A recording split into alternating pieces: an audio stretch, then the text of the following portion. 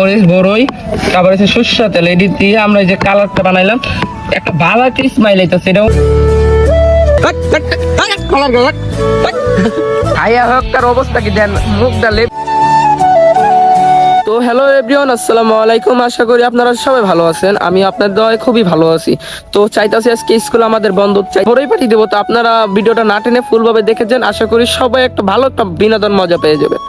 তো let's set আমাদের গাছ, এই যে এই গাছের থেকে আমরা কিছু বড়ই সংগ্রহ করে আমরা আজকে ভর্তা বানানোর আয়োজন করব।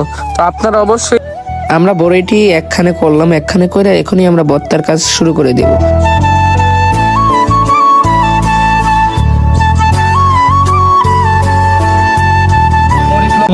এটি দিয়ে রইলাম।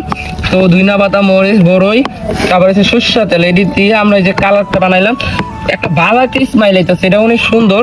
তো এরকম খুবই মজা বিনোদন, খালি গাইস খালি বিনোদন আর কিছু না। বড়ই পার্টি দিতে আসলে খালি বিনোদন।